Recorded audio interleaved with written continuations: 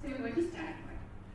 And then to make you even more, after you finish drawing, you're going to show your drawing to your neighbor. And you're going to see what they do also. Okay? And then because the speaker also needs entertainment, you're all going to show your drawing to me.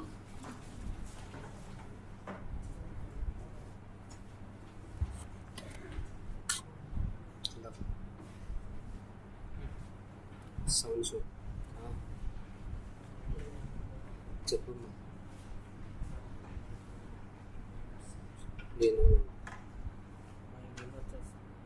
Okay, 20 seconds down already. The super achievers of the classroom. First benches, which is already the first bench. Okay, so you can show it to your neighbors. First to neighbors, okay? Only after that you will show it to me. After you have had sufficient fun with your neighbors. Okay, alright? Okay, can you all please show it to me now? Okay. I cannot see most of your pictures, but I will show you what it looks like. Does it look like this? Okay. And did you draw this nice slanting roof? This one, some triangle structure, some square and rectangle for the house. Okay. Now tell me, how many of you live in a house that looks like this? No? Then why did you draw that?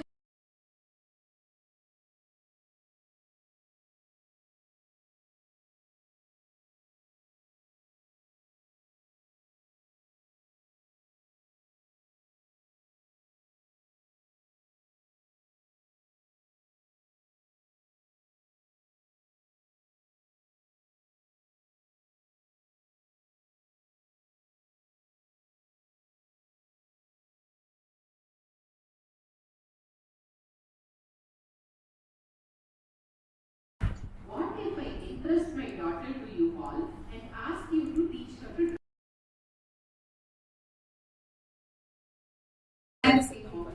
the tree and the sun?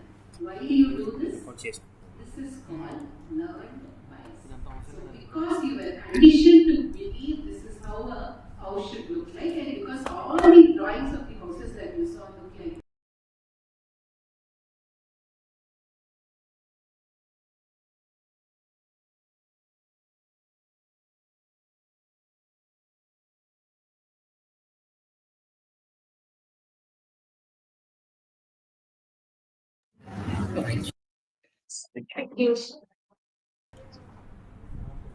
so now imagine AI as a young kid. AI is basically the toddler on the block. AI does not know the real world. So, say for instance, if I show AI five advertisements, five flyers for hospitals, what do you think the AI will draw when I ask it to draw a hospital? It is going to draw buildings with a lot of blue color, lot of green color, because that used to be the color of hospitals. Only now hospitals have graduated to using pink color and purple color to certain extent. And I'm pretty sure it will draw most of the doctors as male and majority of the nurses as female. Though in real life scenarios, this could be very, very different. So where did ChatGPT learn all this? From the images, from the test data that I used, which means AI can be very, very biased. And this bias comes from the test data. And who created this test data? We humans, who are highly biased creatures. So all your data you have created over these decades, they have bias. And because AI cannot understand bias, when it looks at bias, it will pick up that as the common rules, it will amplify it and throw it right back at your faces.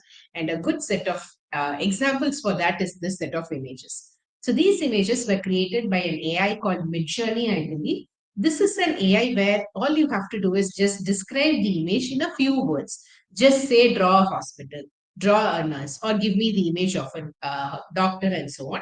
Very simple prompt in words, and the tool can create these prompts into a complete image. When this was shown to us 2 years ago, we were all pretty excited because this makes our life very easy. You don't have to learn Photoshop. Photoshop is like such a headache and it takes forever to learn. Now you can just create images out of nowhere. Even today, this is amazing. But the problem is, after you're done being amazed, take a breath, take a pause, and look at the images once again. Let us assume we're all sitting somewhere in the US. Even then, do you think all prisoners look like that? Or to rephrase my question, are most prisoners black in the US? How many of How you many wish of you treated by a nurse who is like that? Maybe some of our colleagues do not want to come out of the hospital the if that hospital if that happens. happens? But we'll not talk about that. We'll let that slide and we'll ask more important questions of why should a nurse look a certain way and why should a cleaner look something completely different? Those diagonally opposite images you see on the screen, the user did not ask the tool to create a certain image for a cleaner and a certain image for the nurse. But based on all the photos, the website images, the flyers, movies, everything we have created over several years, the tool has learned and assumed that this is what a certain professional has to look like. So this is very dangerous in research data because the Dominant dominant voices, they keep getting amplified. And in research, which is the dominant voice, the open access information is the dominant voice voice because because everyone can access it, and the subscription based information is the suppressed voice, which means the open access papers, open access information is going to get more and more traction, while subscription based information, which is much more severely peer reviewed, will get pushed to the back burner. So when you use AI tools, even the tools that I'm going to talk about in later part of the session, be very aware of these limitations of AI. And today, AI is everywhere. You can pretty much find AI in every single industry and application for it. But the problem is, in today's world, the race with AI looks like this. And who's that guy running at the front? This is Usain Bolt. And even when Bolt is running a 100-meter race, it looks like he's 200 meters away from all his competitors. And anybody who runs a race with Bolt, they're not fighting for the first place. They're only fighting for the second place, third place, and so on, because how talented this guy is. Today, the race with AI looks like this. The technology of AI is Usain Bolt. The technology is running very fast.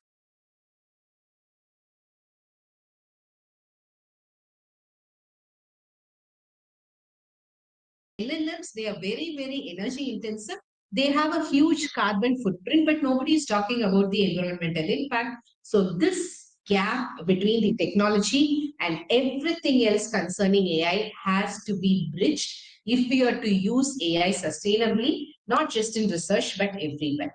So, before we even begin exploring tools that can help you with your research, writing, and publishing, it's important to understand and acknowledge that this entire landscape of AI is very, very complex. There are just so many layers to it, and it is evolving every single day. And we humans do not really understand all parts of this evolution, which means you should be very, very cautious in the way we take AI forward. So when we look at the life of a researcher, especially a researcher who also has to be a faculty, who also has to do administrative responsibilities, majority of your time is spent in reading, processing content, preparing this in the form of different materials. It could be reports, it could be class notes, it could be presentations, papers, grant proposals, and then presenting it somewhere as a teacher or as a researcher. What if I can introduce AI tools to make this part of your life slightly easier, less time consuming, so that you have more time to take care of the rest of your life? Then I think this will be a pretty interesting session to head on to. And that's exactly what we're going to do. So, one of the first places where AI can help you is in literature search, collection, and review. So we talked about how literature could be something as simple as Wikipedia, but then also as formal as a journal article.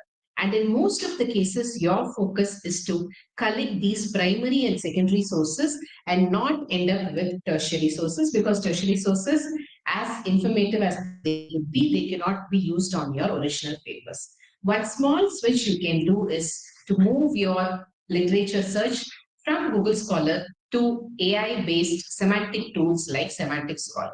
So, how are these two different? They pretty much look the same. So, when you look at the out, this is how Semantic Scholar looks. And you all know this is how Google Scholar also looks like. But at the running interface, the difference is Google Scholar is heavily reliant on keywords. So if you give four keywords, Google Scholar will pick each of the keywords, and anytime a document has even a slight reference to one of the keywords, that document gets added into your search results, which means you end up having tens of thousands of results. But instead, when you use the same keywords on a semantic tool like Semantic Scholar, instead of focusing on individual keywords, this tool focuses on semantics, the interconnections between keywords, where they are placed, the frequency, and so on. The end result is that instead of having 10,000 results, you end up having 600, 700 results, which are much more relevant to what you're looking for, saving you quite a lot of time. The next wrong notion we have about literature is we tend to look at literature as individual papers, not as an interconnected web of papers. The main reason is we have somehow gotten used to that idea of writing, that idea of consuming papers. But the moment that you make a shift to the way you look at literature, it becomes easier not just to collect literature, but also to process and present literature. So when I say literature is a collection of papers, one of the simplest connections that exist is in the form of citations and references. Say I'm reading a paper in 2017, it has 40 references. By default, now this paper is linked to 40 other papers from the past. And 2017, now we are in 2024, that is 7 years. Say 10 papers have now cited the paper that was published in 2017. Now I have 40 papers plus 1 plus 10. That's a total of 51 papers in the network. And my job as a researcher, once I'm convinced that this paper in 2017 is valid enough, I should go out and find the 40 papers and also find the 20 papers in the forward direction. Now, this process is pretty simple. How will I do it? I look into the references and citation metrics on Google Scholar and also within the paper, and I go into each of those references, read the title, read the abstract, maybe the keywords, and I'll take a decision if I should save this paper for future reading or I can ignore this paper because it is not relevant. And this process is pretty simple. Does not involve any creativity. Find a paper, look for keywords and title, abstract, and the keywords, and that's that. Decide if you want to save, you do not want to save. Anytime a process is this straightforward and simple, and AI can do a much better job than you can, and that is why you should be augmenting your literature searches with literature mapping tools like LitMaps. So now I have introduced two tools for literature collection. The first is Semantic Scholar. The second is LitMaps. How are these two different?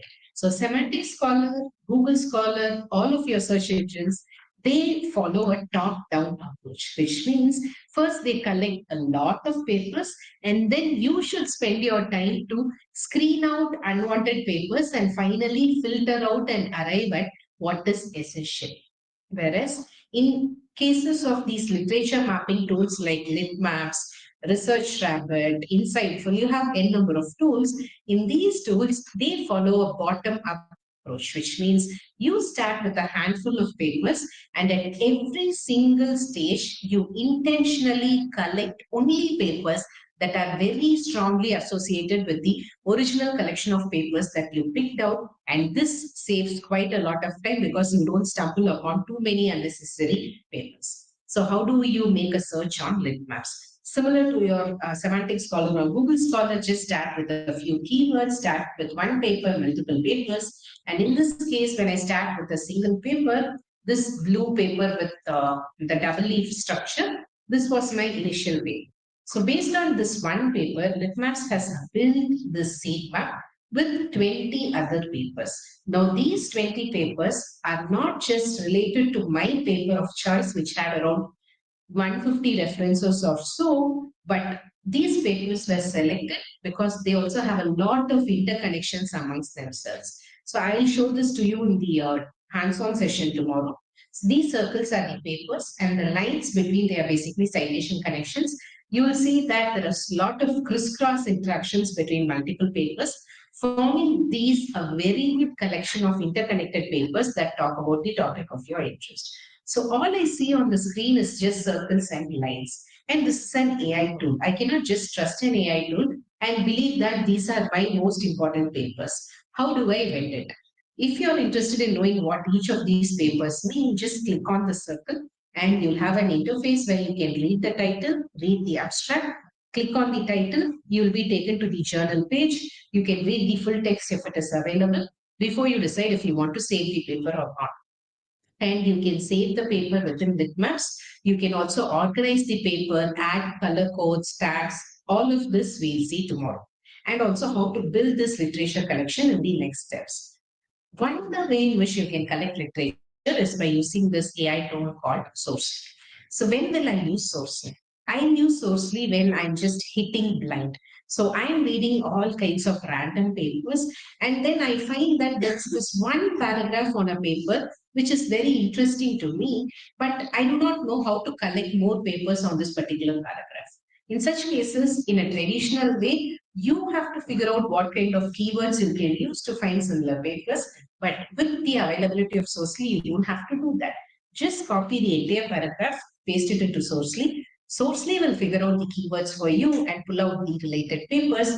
You even get to add a few filters to determine if you want papers only from the last 5 years, only papers with so many citations, so on and so forth. A tangential use to Sourcely is after you have written your papers. So always it so happens that in the introduction and discussion sections, you'll always have these one or two sentences, very nicely written sentences, which will not have a citation.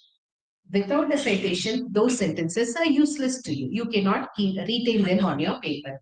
In such cases, you can just copy paste those orphan sentences into Sourcely, and Sourcely will give you the appropriate options for citations, which makes those sentences very efficient. The next set of tools I'm introducing are good alternatives to Google Scholar, but then they're also great alternatives to ChatGPT. These are good academic alternatives to ChatGPT. The most important question, why do we need alternatives to ChatGPT? Because ChatGPT needs very complex prompt engineering. Even after doing that, it can give you inaccurate information or information from sources which are not suitable for academic writing. Unless you instruct ChatGPT to add citations and references, it does not do that by. But when you ask your questions to academic tools like Consensus, they are built to find journal articles, built to add citations and references. So you can ask a very straightforward, simple question, and Consensus will give you a short summary. Now, even the short summary has been phased out. Right now, in Consensus, you directly get this detailed co-pilot summary where every single sentence, so if it is visible enough, at the end of every single sentence, you have a citation. You can just hover your mouse over the citation and a pop-up will come with the details of the paper. You can also scroll down below the summary and you'll have a list of all the 10 papers, top 10 papers based on which the summary was generated. Now, two questions. The first is this content plagiarized? Has Consensus copied this content from existing papers? The answer is no. At least if there is some amount of plagiarism, it was not intentional. Consensus usually works on summarizing information from multiple papers, which gives you a nice non-plagiarized summary. The second question is, okay, if this is not plagiarized, can I copy paste the summary directly into my manuscript? Because we're all trying to finish manuscripts at a much faster pace. So can I use this content as it is on my manuscript? My answer would be go ahead, use it, but only on your first drafts, not on your final drafts. Because though this content is not plagiarized content, remember this is still generated by an AI and it could show up as AI generated content when you run your papers through Turnitin, which now has a flag check, but also has an AI content check. So, and also it is not ethical to copy paste major contents of your paper from an AI. But if instead of staring at a blank page, you want to have some starting point to write your papers, then the consensus summary is a good point to start. A second tool where you can ask your research questions is Elicit. And similar to Consensus, Elicit will give you a summary, it will give you citations, it will give you the reference list, and so on. But more than that, Elicit will also help you create a proper tabularized column of the key information from multiple papers. What kind of information? You can have control over the kind of information that gets added. Say, for instance, I'm a researcher just venturing into the field. What will I look for in papers? I look for research gaps in a paper. Where will I find them? Similar to what I talked about in the morning session, you will find research questions, you will find limitations, you will find future directions. Now I should find this information from a lot many papers, hundreds of papers, and only then I can decide what exactly is the research gap and so on. Now this data extraction step can be outsourced to Elicit. Elicit will collect this information from hundreds of papers in less than a few minutes, making your life pretty easier. And depending on this extracted information, you can then design your research questions or your research objectives.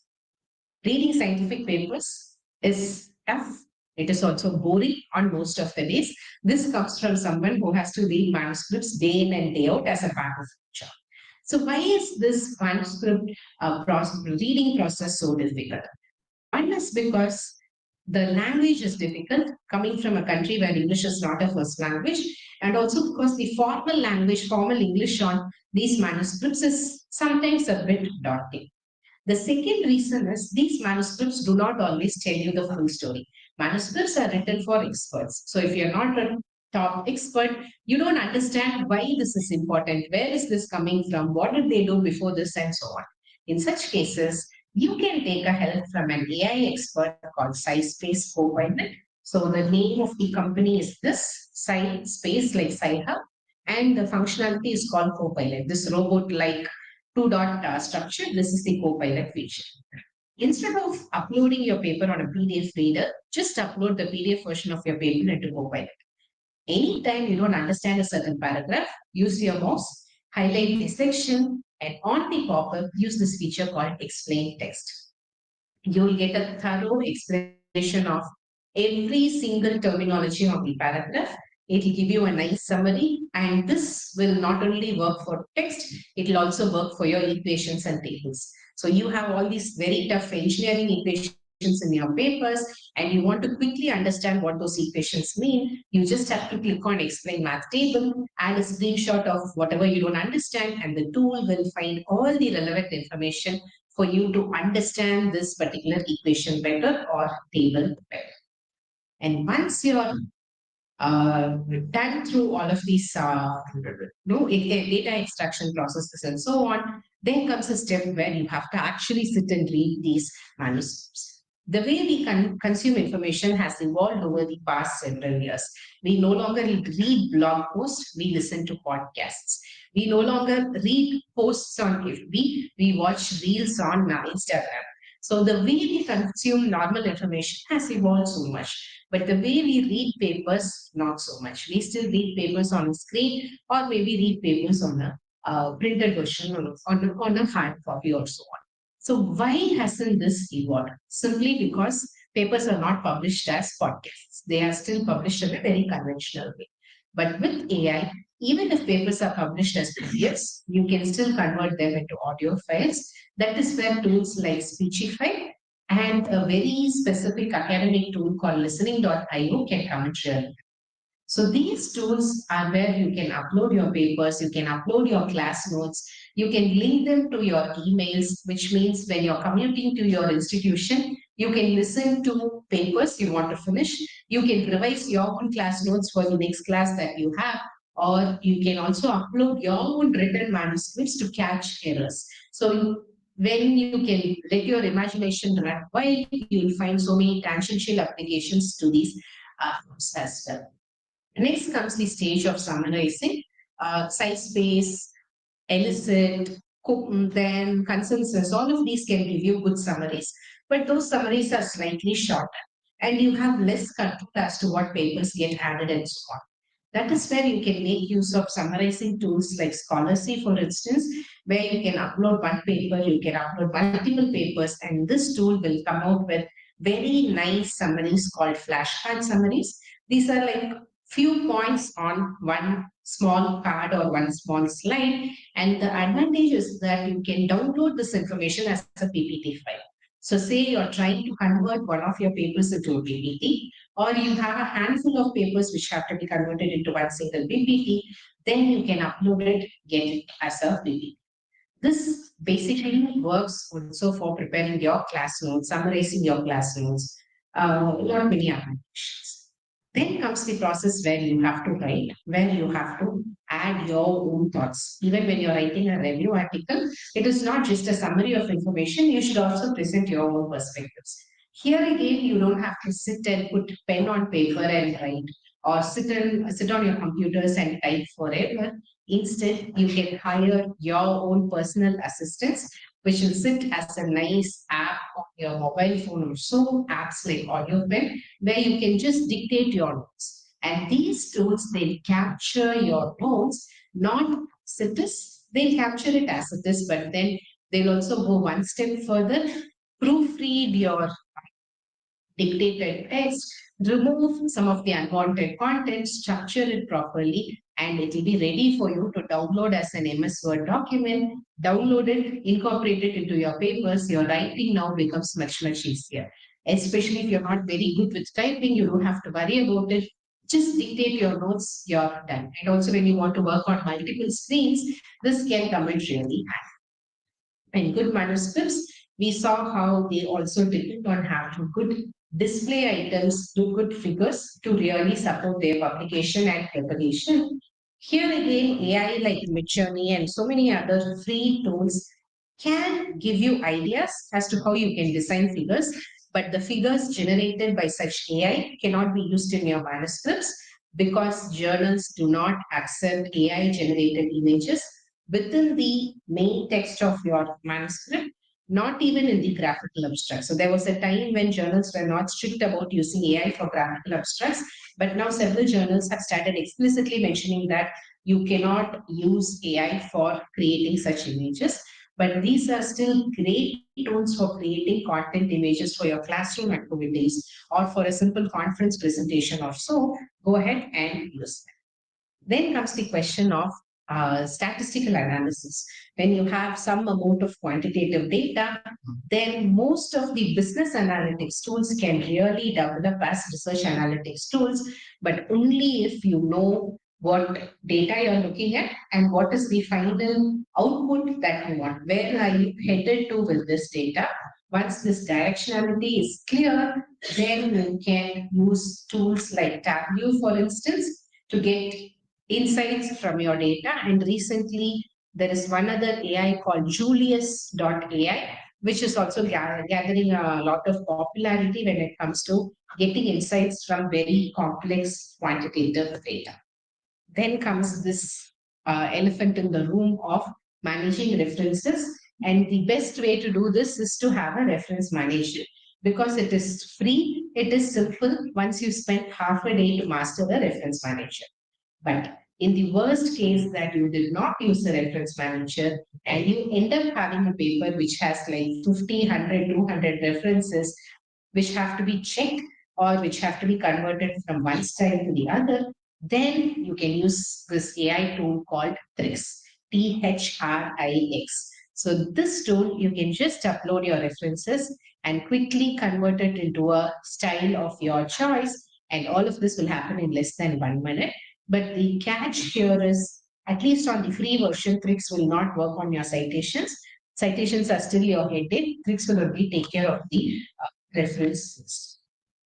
English in manuscripts is always a problem. And word count reductions are also not easy. So, how do I paraphrase to reduce plagiarism? Or when I get a language comment from a peer reviewer during the reviewer comments, how do I rephrase it, restructure it? This is a question that all of us have had at some point or the other. And Grammarly and Quillbot are good choices when you want to do this. But the catch with Grammarly and Quillbot is that they were not built for academia. They are general purpose tools that were built to take care of more informal solutions. Just give me a moment. Hello. Yeah? Gitu நான் கொஞ்ச நேரத்துல கூப்பிட்டோங்களா உங்களுக்கு? Okay okay Sangeet நான் கூப்பிடுறேன். Right. Okay. I thought that was an official call. So, uh, Grammarly and Quillbot, as good a job as they do, they still are limited by the test data that is available to them. They were not trained on academic manuscripts. Therefore, they don't understand some very specific structures that are expected out of academic writing. So, what are some good alternatives? So, one of the alternatives you could try out is PaperPal. And PaperPal is from this company called Heritage. And if this company sounds a bit familiar, I only mentioned it in the morning because I also work for the same company. I work on the editorial team. PaperPal is from a completely different team, but then I work closely with the PaperPal team for testing out their new features for their social media promotions and so on. But my recommendation of PaperPal does not come from my association with the tool or the company, but rather it comes with the versatility the tool offers, which you will see for yourself firsthand when we do the hands-on tool. A second tool you can check out is called Trinka. So PaperPal and Trinka, both of them come from very reputed companies. One PaperPal is from Heritage and Trinka is from a direct competitor called Inamo. So why is this important? Because up until now, when you are trying to find literature using AI, you don't have much to lose. There is no question of data breach. You're just going to use AI as a more glorified Google or a search engine to find existing information, therefore not much concerns. But when you want to put your own manuscripts into such tools to check if they are good enough, then you have the potential of losing out your data, your paper being stolen, which means you should look for tools that are backed by good companies. And both Shrinka and PaperPal definitely qualify as tools that come from good companies. Therefore, you have a good choice in picking them. And considering that most of you don't even work with MS Word, you work with latex applications for writing your manuscripts, considering your heavily math intensive papers, the tool of choice for you should be Writeful because Writeful integrates seamlessly with this latex application called Overleaf. And recently, Paperbook also introduced an Overleaf extension. So if you're thorough with Overleaf or Overleaf is your most comfortable medium to work with, then both PaperPal and Writeful can come in handy into your interface. So at some point in our research journey, we all wish that we had a magic wand, swish swish, and the papers and thesis get written. Because one of the hardest parts of doing a PhD or a research is actually sitting down, writing it, formatting it, and literally breaking your. So this is when tools like Jenny, when they were introduced, people were pretty impressed because in Jenny, you can just give a small prompt, a 10 to 15 word prompt, and Jenny will write your entire literature review for you with citations, and it will also generate a reference list in a style of your choice. So everything from end to end is being taken care of by Jenny. But the problem is this content is AI generated. And Jenny's output is usually caught as AI generated content, which means you cannot use it as it is. Okay, so does it mean this tool is useless? Not necessarily, because using AI generated content without modifications in your manuscript is a problem. But these are great tools for brainstorming your ideas. Say, for instance, when you have an idea, you will not know that the idea is really bad unless you sit and write at least 2 or 3 pages following the literature review process. But having tools like Jenny will speed up this process. So you put your prompt into Jenny, and in the next 2 or 3 minutes, you'll know if that is a good idea or not, just by looking at the literature summary that Jenny has created, or maybe you have had some assumptions that gets broken when Jenny writes a literature review for you, showing that there is more evidence on the contrary and whatnot.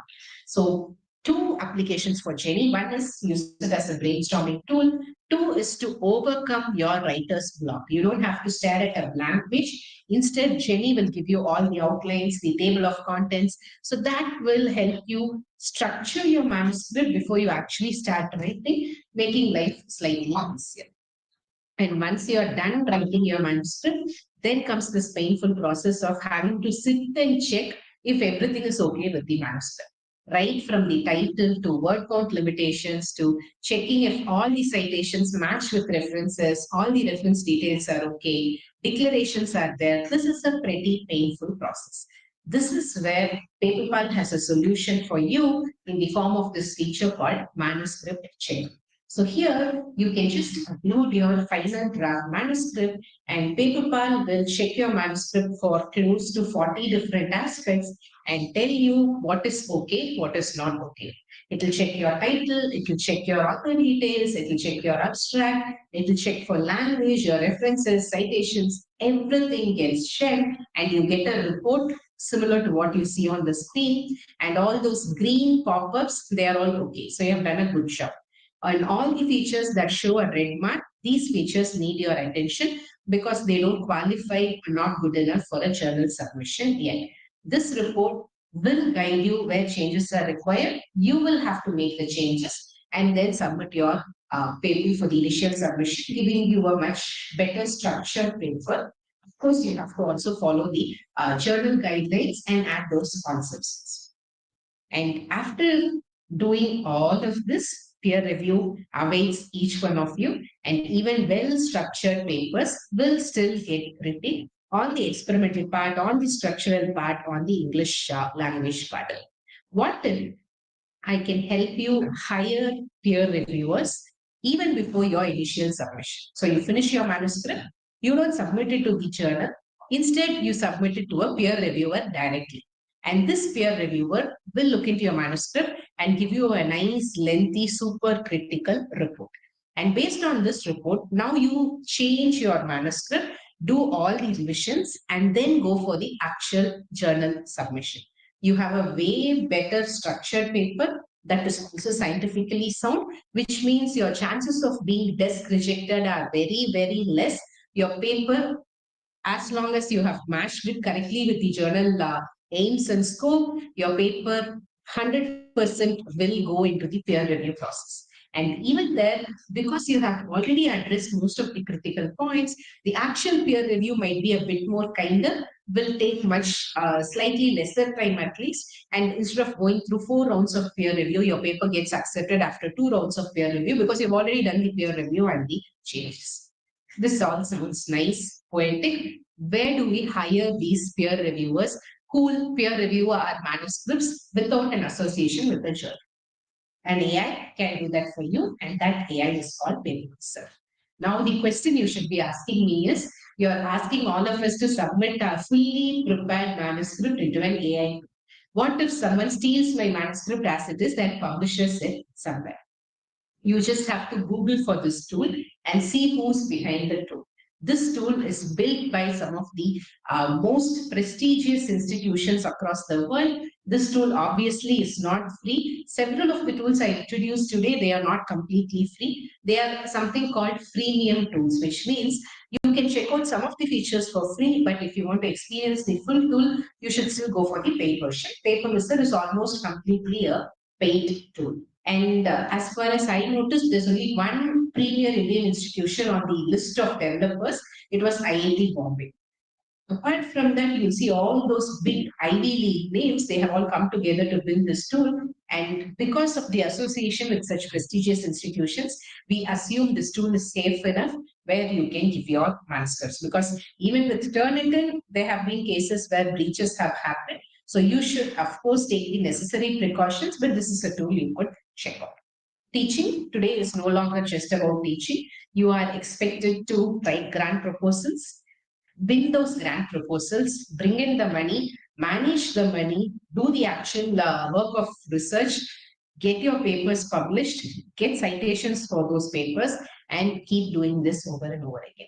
So, are there AI tools that can help me with my research proposal grant writing process? So, several of the tools that work for your manuscript writing will also work for your research proposals because say literature review, summarizing, draft writing is pretty much similar. Not if it's a manuscript, it's a research proposal, does not make much of a difference. But then there are also very specific tools like Grant Boost, Grantable, Fundwriter, and so on, which specifically help you in writing your research papers. So these are tools where you can give your research idea, and these tools will help you formulate a proper research proposal And some of these tools, they can also help you in figuring out your budgets, in breaking down your, say, objectives into multiple activities, uh, place these activities into proper PERT charts, so on and so forth. So they pretty much help you with every single aspect. But the catch is, I have not found a tool that is backed by academia for doing this, because I think at least in academia, this practice of outsourcing your research proposal writing will be frowned upon. But even as a support system, I don't see very reliable tools in this sector. So I would advise strongly against giving your complete idea into these tools. Because what if, in the rarest of rare chances, this tool is trained on your idea? Because today the AI gets much more out of you than you get out of AI. Anything and everything you say to an AI is being used to train the tool. Works with ChatGPT, works with Claude. Everything you use is basically training data.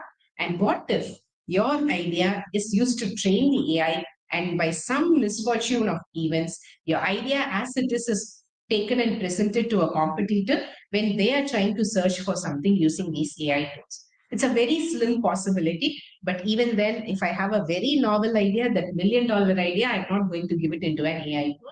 So be very careful anytime you have something novel that is not available on the internet, that is 100% yours, or even 30-40% yours.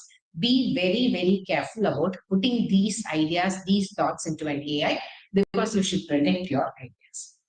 Making those PowerPoint slides is a part of academia, be it for your classroom sessions, research proposal presentations, or simply for any of the other presentations. PowerPoint definitely has great transitions and animations, but it has gotten slightly boring and redundant. What if you want to spice up your presentations a bit? I'm sure several of you have already explored Canva. And if you did not notice, Canva has an AI component to it right now. It's called Magic, right? And then you also have these nice tools like Prezi, for instance, where you have all these nice transitions, interactive slides that you can use. Apart from that, you also have these truly AI presentation makers like Dectopus, Gamma AI, Pop AI. So in these tools, what you can do is you can just describe your presentation as a small prompt, and based on those 10, 15 words, these tools will build your entire presentation for you. The complete deck with content, with images, everything gets prepared. Okay, say for instance, I don't want to give a prompt. I already have the content for my presentation in an MS Word PDF document. I only want to convert it into a presentation. That can also happen. You have multiple documents which have to be merged. That can also happen. And these tools also give you a lot of flexibility where you can proofread all the content, where you can make changes to the images, add your own images, add your own thoughts. You basically work in a very collaborative environment with these tools to work together to bring out those stunning looking presentations that can catch the attention of your listeners. And no matter how good the content you have or how great of a researcher you are, at the end of the day, it has always been about communication. So these topmost scientists, all the famous people around, they have been so majorly because they are very good communicators. Hitler could convince an entire country that killing people is a good idea only because he was a good communicator. As bad as it sounds, that's the truth to it. So you don't have to become Hitler, but still helps to have good communication to win those grant proposals to win over your students. That is where AI like Udly and Poised, they can come in handy, where you can sit with these tools in a very safe environment on a video call, non-judgmental, available 24 by 7. And you can actually make your presentation into these tools, or you can even add them to your virtual meetings. They sit there silently and they look at how you speak and they give you feedback. They tell you if your communication is good enough, if you're using too many pauses, too little, you're too fast, too slow. All of these critical feedback, even feedback on your body language, can come into play in some of these tools. They pretty much sit with you and teach you to be better communicators. And these are great tools for you to start introducing to your students as well, especially to the batch of students who will sit for their placements. because students, especially the post-COVID students, you cannot make them study. That again is that definitely is a limitation. But even with kids who study, they still struggle with communication. And if you help them overcome this communication barrier, maybe they have better chances at their placement interviews. And one tool that can legitimately help you do that is such communication AI tools. Now that we have quickly run through a great number of tools which can help you in your scientific writing and publishing processes, the question is it ethical for me to use any or all of these tools on my next proposal writing, manuscript writing assignments? The answer is yes, also no. Yes, if you're trying to use these tools as assistants. No, if you're trying to use these tools as replacements to yourself, to outsource major part of your work to these AI tools does not really work as a researcher, because research has its own nuances. It requires a lot of human intervention. You simply cannot outsource it to an AI, at least not at the moment. So, what do these publishers have to say about the use of AI? So it so happened that when ChatGPT was introduced for the first time, some researchers thought it's a great idea to use ChatGPT to generate large parts of a manuscript and then add ChatGPT as one of the co-authors. Because that's what we are used to doing. When someone contributes to our paper, we make them our co-author. And similarly, that happened with these researchers. Publishers were not very happy with it. So they came up with very clear guidelines that stated that you cannot use AI tools in the capacity of co-authors, and you can never add AI as one of the co-authors. So now that that is cleared off, where can I use AI? Where should I not use AI? So you can use AI for very mundane, redundant tasks like proofreading your manuscripts, structuring your manuscripts, creating some drafts, for instance, or slightly enhancing your images. But even then, you will have to still declare the use of AI. Basically, you can use AI to replace editors such as myself. We editors have been around for decades now, working in conjunction with researchers to make your work publishable, good enough to communicate your results. So if you use AI to replace me, you don't even have to declare the use of AI. But when you use an AI for anything more than proofreading, structuring, the basic formatting, make sure you declare the tool you used, why you used it, something similar to the statement you see on the screen. So this statement is from Elsevier, but I'm sure all the other publishers also have similar sounding statements where you are expected to declare that you used an AI tool for the purpose, and also that after using the AI, there was a human check to ensure that the information was validated. Now let's talk a bit about these new tools on the block called AI content detectors. So Turnitin has this feature right now, but at the outset, these tools are not perfect, because differentiating between human written content and AI written content is pretty tedious, pretty tricky. How do you really differentiate? So these tools, they look at some of the fancy words that AI uses, like allude, or like nuance, or like delve, for instance. So when an AI content detector sees some of these very favorite words of ChatGPT, or when it come across some phrases that are unnecessarily long, unnecessarily twisted, or words that humans don't normally use in their everyday writing based on the test data, then this content gets flagged as AI. But what if there was a human, a student, or a researcher who was naturally good with English and words? What if poetry is their way of writing? I, for one, love using all these complex words both in my speaking vocabulary as well as in my writing vocabulary. And now I'm very careful not to use nuance and delve in my writing, lest my content gets flagged as AI generated content. But then that is not fair to me, because I love doing that, and I have invested quite a number of years in learning and understanding the vocabulary. So AI content detectors are not accurate, and therefore never rely on them, especially when you're trying to judge student assignments. You should apply a human filter as well, because imagine if you had a student like Shashi Tharoor, all of his essays will get flagged as AI generated essays, because this guy never uses human language. He comes up with the most oddest words you can find on the planet and in the dictionary and out of the dictionary to use in his content. So that is definitely problematic. So I ran a small experiment on AI content detectors, especially this detector called CopyLeaks. So I generated a small paragraph using this AI called Jenny, and then I paste this paragraph into the AI content detector. The detector tells me 100% of this text was generated by AI. Fair enough, because I used AI to generate the text. But anytime you have such policing mechanisms in place, there will always be an opposing group which wants to challenge these measures, and that thugs of the AI world, they are called humanizers. So humanizers are basically AI tools that take AI generated content, rewrite it in such a way that content detectors cannot catch them as written by AI.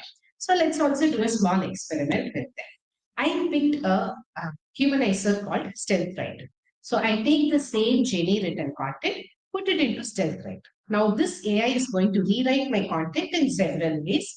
I pick the rewritten content, nicely restructured content, and now I put it back into the content detector, which is CopyLeaks. Now CopyLeaks says this content was written by a human.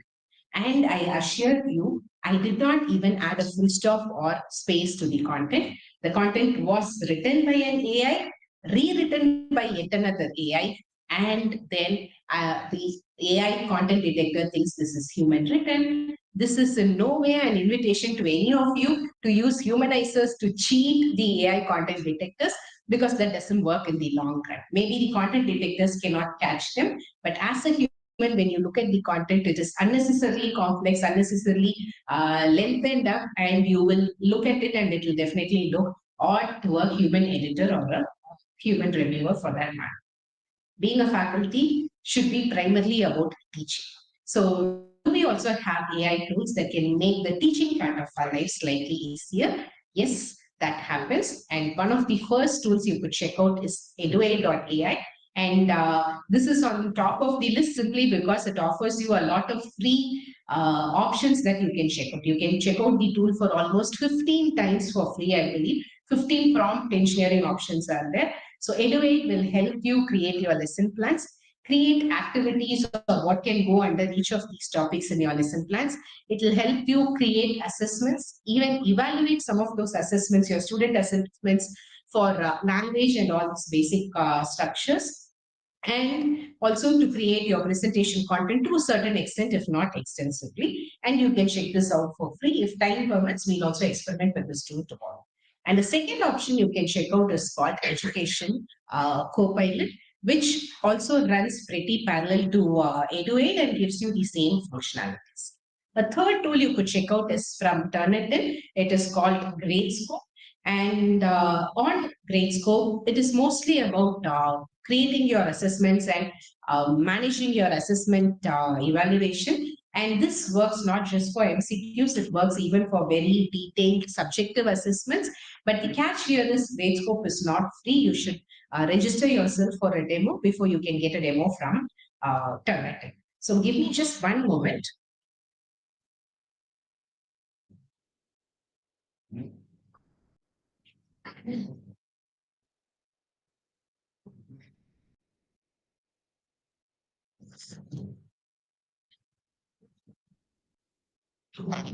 ஏன்டா கூப்பிடல? Hello, ஓகேடா, lock பண்ணிட்டியா வீடு? சரி, okay okay okay, நான் session finish பண்ணிருக்கேன். I call you. By.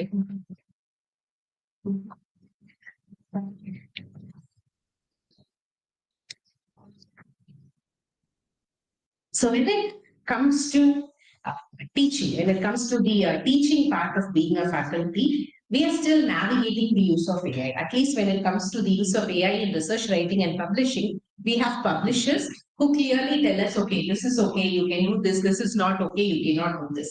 When it comes to AI in higher education and teaching, the problem is institutions do not have clear guidelines, and as a nation, we don't have clear guidelines. This is true for the entire world. The only conglomerate that has kind of figured out what to do with this AI in higher ed situation is the European Union. So European Union has some draft guidelines as to how you can use AI in higher ed. The rest of us, we are still struggling to understand. And the easiest way out for institutions is to blanket ban the use of AI. It's like, no, you cannot use AI. But imagine AI is here to stay. AI will not go anywhere. It will be right here with you throughout. So what if 4 years down the lane, you have a no AI policy in your institution? You don't teach your students to use AI, and then they go out into the job market. Then they have to compete with students who have been well trained, not just in AI, but also the ethical use of AI. Which of these students do you think will have a good chance at shining in their respective jobs? Obviously, not your student, because you did not invest in training them the right way. So, not incorporating AI, not learning about AI, so teacher in the teaching perspective is disservice to yourself and also to your students. But this does not mean we are working towards a goal where we want to replace teachers with AI. Because right now, the sentiment is we want AI to augment, not automate education.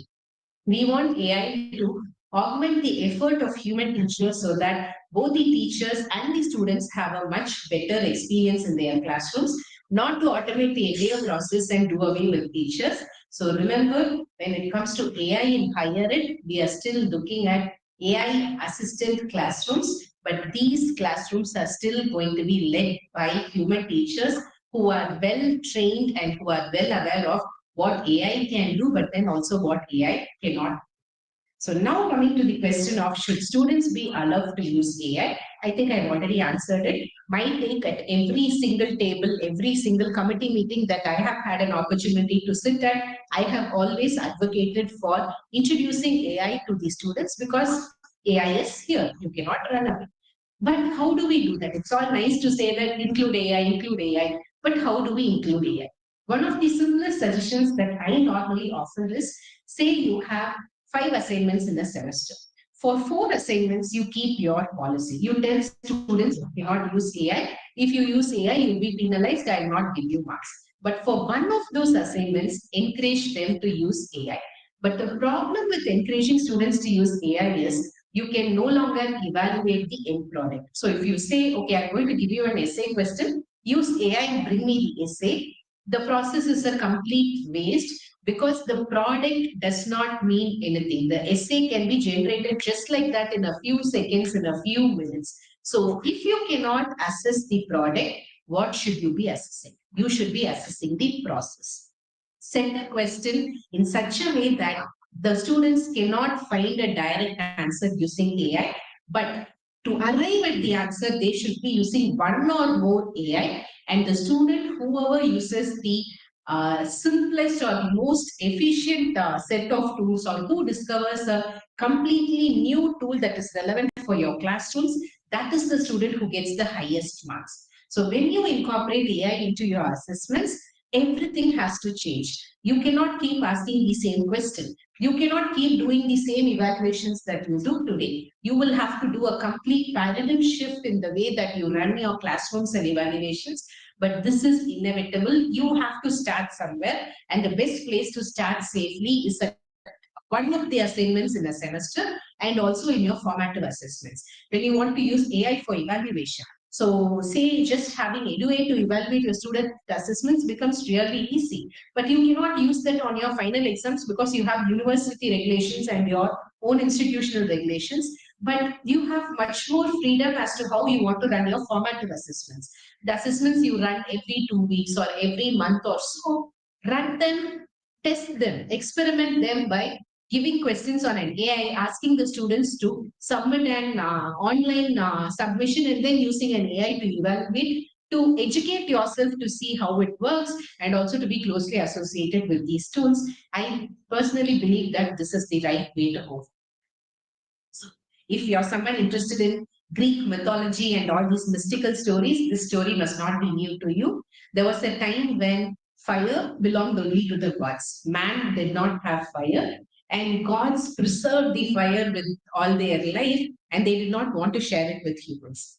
It is at this time that a young god called Prometheus, who was very fond of humans, he saw that these poor humans were suffering so much because they did not have access to fire. They were getting eaten by animals. They could not move in the dark and so on. So he brings fire up from the heavens or whatever is up there down to earth, down to humans. For this, Prometheus was punished for eternity. I'm not sure how true the mythology is, but I'm pretty sure that when fire was discovered for the first time, not all humans were. Some humans could see what great potential that fire brought along, because without fire, we don't have the industrial revolution. We pretty much will not have anything we have today if fire was not discovered. But not all humans could see the potential. Several of them would have been severely afraid of the destruction that fire could cause, and this would have hindered how fast fire became usable in the everyday life. And today we have a new fire amongst us, and that fire is none other than artificial intelligence. As excited as we are, we also have a lot of skepticism around this new technology. I'm not advocating for a blind approach where AI is the magic wand, it's the unicorn that we have been always looking for.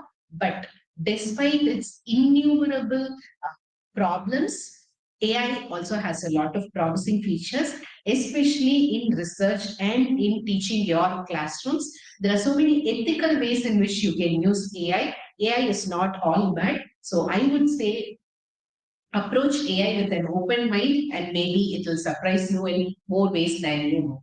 And the right way to use AI is, the problem is still not the technology, it is the way you use AI. Use AI to outsource redundant, boring, less creative tasks so that you have more time for higher critical thinking and creative tasks. If you do it the other way around, you will develop AI that will replace humans and teachers in a very short term, and then you are the ones who will become redundant. So it is all about how we approach AI and how we use AI. If you use it right, then everything is going to be fine. And this is the program I was talking about in the morning, our 10-day workshop that will happen in in January between 6th and 17th. We'll cover some parts of this workshop on the hands-on session tomorrow. But if you're still interested in exploring a much longer program, you can write to me and I'll be very happy to share the details with you. And this slide you already have, but now this is a much more important slide with a QR code that will take you to a feedback form, where I like to personally hear from you about your experience with the session. Also about where else do you think AI can help you be better as a researcher, as a teacher, as a human being in general. I would be happy to add these components to upcoming sessions. And as a thank you note for you spending your time to do this, I will share a PDF of the list of tools that we discussed today. It also has some additional tools so that you have a ready reference anytime you want to quickly check back what tools are reliable enough to start off any process in your writing, teaching, and so on. So 2 minutes to submit the feedback form. In the meanwhile, I'm open for any questions, any comments, something you want to discuss, anything.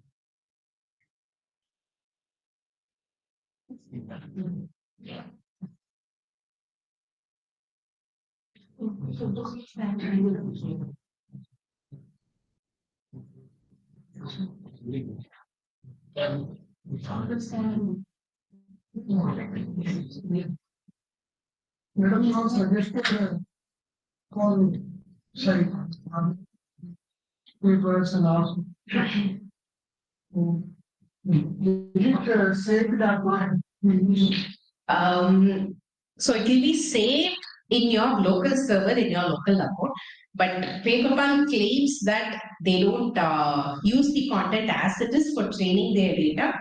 But then none of these tools explicitly tell you that we will not use your data at all. So maybe when you subject your manuscript into a language check, some of the data, but it will not be taken up as it is, but the metadata of the processes will be used for training the thing. This happens with almost all the AI, but your document as it is usually safe. At least that's what these tools claim. And so far, we have not heard of a breach. No, no, no.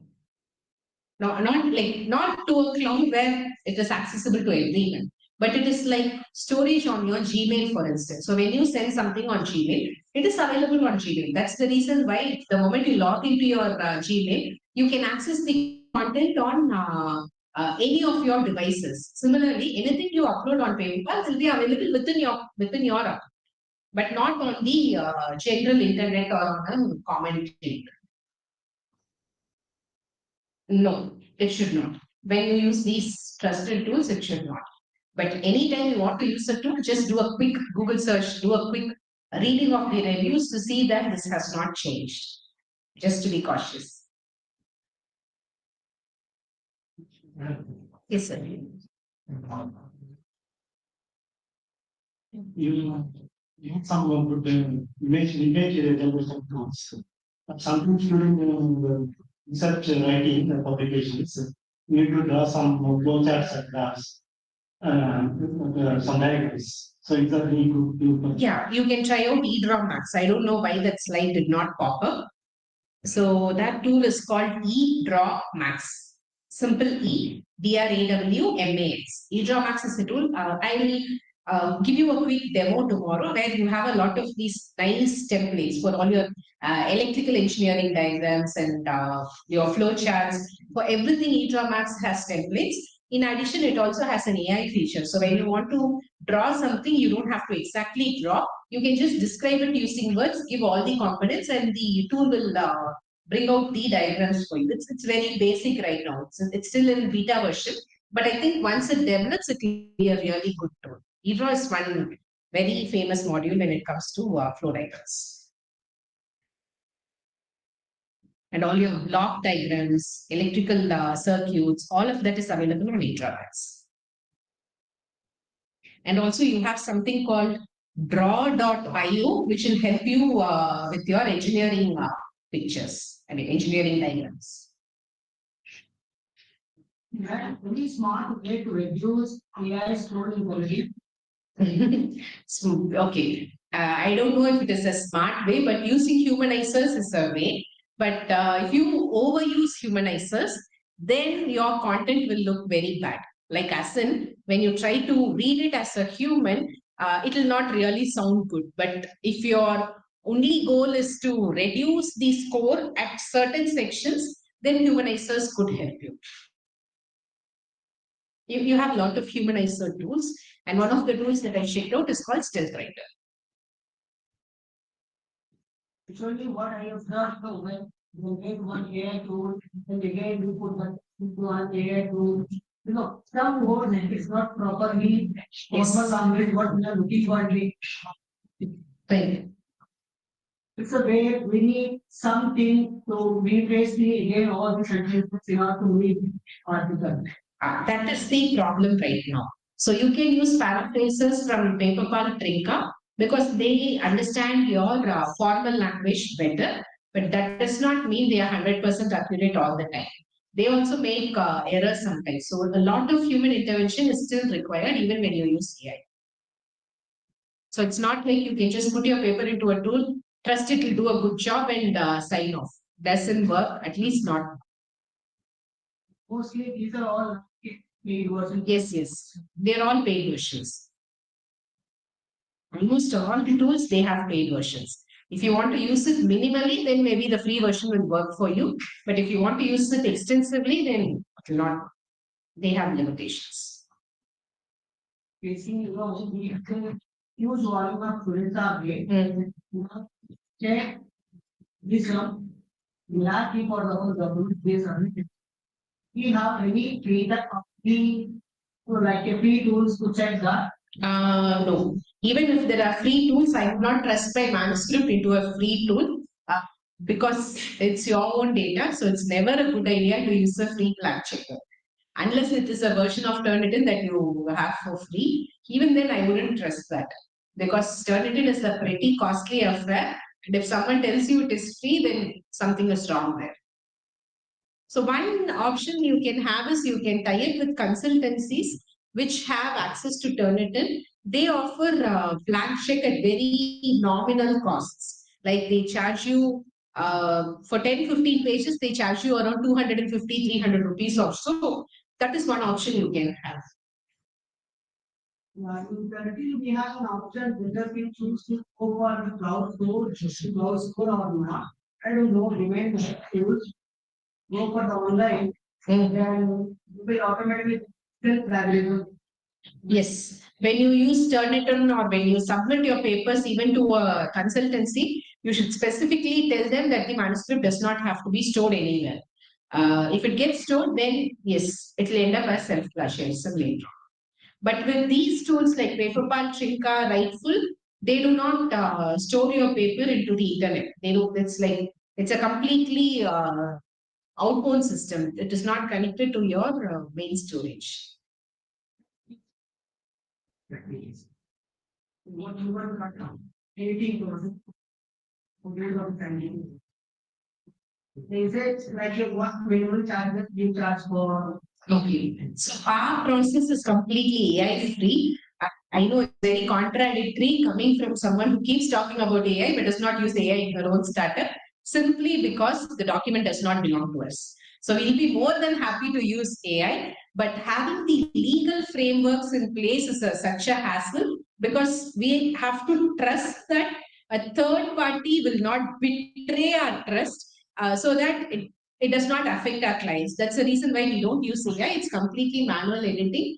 And the charges range from 2000 to 3000 INR for every 1000 words. And this will include thorough proofreading, revisions, rewriting in sections where required, sometimes even to reduce your plaque score. So we have several clients where they have a plaque score of 30%, 40%, but then they are not able to rewrite it. And in such cases, we also offer rewriting services. And during the first round, we do proofreading, editing, and we also give you suggestions as to how you can improve your manuscript. So we tell you, okay, the discussion section is not good enough. You have not added the significance. You have not added limitations, so on and so forth. And then you make the changes and you submit the manuscript back to us for a second round of thorough editing. And only after that happens, then you go ahead and submit it to the journal. So all of these processes are included into a single cost because it doesn't make sense to have one round of editing. So we have one consolidated price which will include all the steps or activities. Yeah.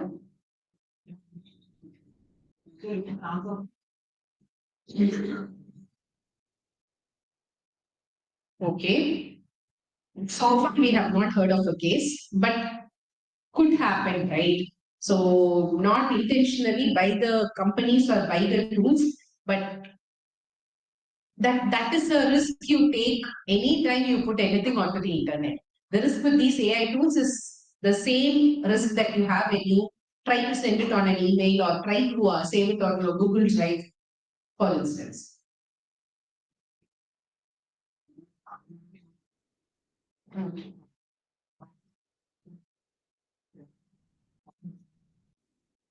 There's no, so far I have not seen a tool give you a quantitative metric telling you that this is the accuracy.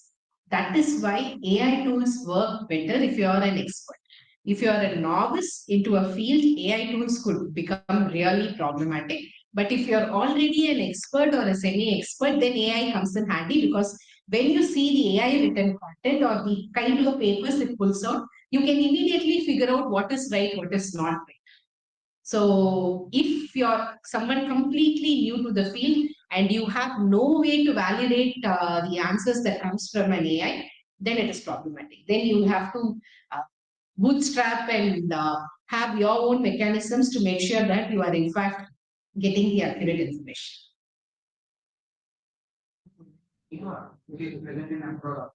Which one?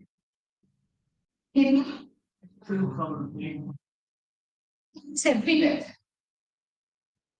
And one of the most thriving countries right now, I believe, is Malaysia. So Malaysian universities, they have these offers where you'll find even on LinkedIn, you'll find suddenly there is a surge of researchers who have suddenly become postdoctoral researchers in Malaysian universities. So these universities, they tie up with Indian researchers and researchers across the globe through this small loophole called postdoctoral research. And then they pretty much engineer papers, mill papers, all sorts of things they will come. Okay. Second question is, can you tell something about PMRs? What is that? Okay.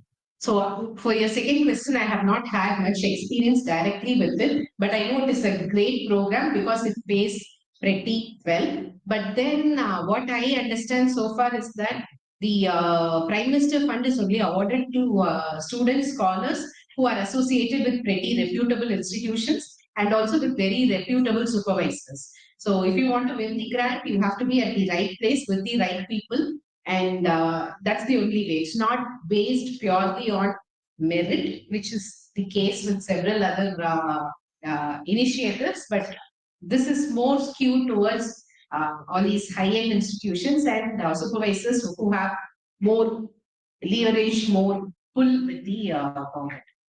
And to answer your first question, in today's scenario, it's very difficult to define a good researcher because if you look at metrics, if you're only looking for a researcher who has been on the 2% Stanford list, then maybe you're looking at the wrong kind of researcher.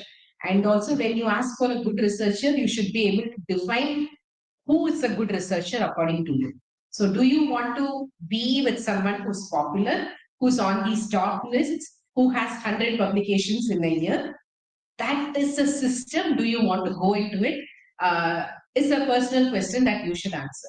But as an individual, as a subject to answer, for me, a good researcher is who does research ethically, who publishes good number of papers, but then all of that has to come within the ethical guidelines. And also, someone who has a lot many publications might not be a good supervisor. So someone who has more publications does not automatically qualify to be a good supervisor.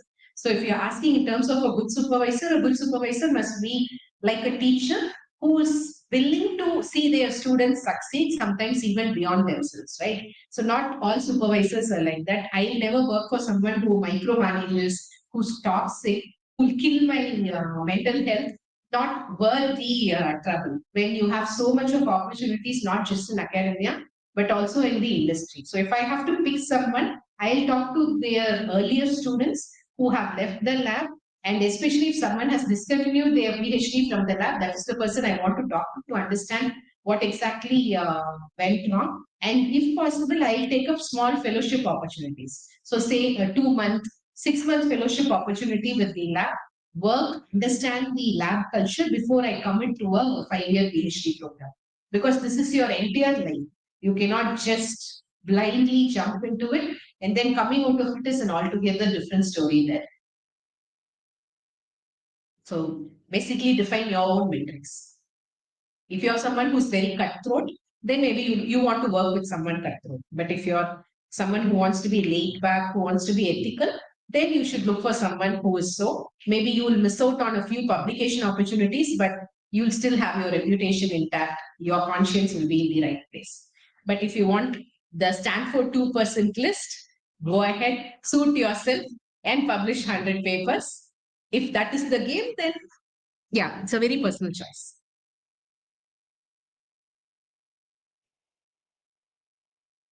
So any other questions, any other limitations you have when it comes to writing, publishing, or any other concerns you have around using AI for academia or for teaching? Right. Not necessarily, because we associate with freelance editors across the fields. So when we have edited engineering papers, we have edited English literature papers, the core team is centered around medical sciences, life sciences, and biological sciences. But then we have edited papers across the spectrum. We find the right editors because it is difficult to edit a paper without the subject matter knowledge. Sometimes we have done English proofreading in a cross-sectional way. So if you want only the English to be proofread, we don't need subject matter experts. Most of the editors we have, they can do a decent enough job on a general editing. But for proper structuring, revising and so on, we'll match your papers with a good editor. And if we don't find the right editor, we'll have to reject your job. That's what we normally do because we have a reputation to protect. We cannot do it, then we just say we cannot do it. Yes, very soon, maybe in half a decade or 1 decade or so, even within teaching, because already it is happening, right? In Bangalore, we had this company called Dukan, especially all these customer support jobs, they are quickly being replaced by AI. So even in India, Dukan, one fine day, the CEO, he was a very young guy, he woke up and he replaced almost 90% of his customer care staff with AI. That's it. Those 90%, they have lost their job. Meta has laid so many people. Amazon has laid off so many people. So even when it comes to teaching, the knowledge dissemination part is very, very redundant. Students can now get the knowledge from so many places. They don't exactly need a human teacher. So this is where what you bring to the table is all the more important. You cannot just bring the same knowledge from books. You cannot just copy paste information from Wikipedia or a popular book into your classrooms. You should be reimagining your classrooms, bring in much more than knowledge if you want to stay relevant. But yes, there is a possibility of even the teaching profession being replaced by AI. And that is where I say, as teachers, you also have a responsibility to guide your students towards the right career paths. Because back half a decade or so, these all these call center options, they were available for the students who wanted to take a stopgap. For instance, say they finished their bachelor's and they could not get placed in a good company, they want to do masters, they have a financial crunch at their home, you can guide them to take up these small customer jobs, customer contact jobs, or call center jobs, or all these BPO jobs, which are so famous a few years back. But today, those opportunities no longer exist, and whatever exists is also shrinking. So when you guide your students, you can no longer guide them in a very, very traditional way. So, say for instance, if some of you are from very core engineering backgrounds, several of your manufacturing process has already been taken up by AI. You can no longer train students to be in the same manufacturing streams that were appealing 10 years ago. So you should be upgrading yourself as a teacher, but then as also a mentor who can show the right path to your students.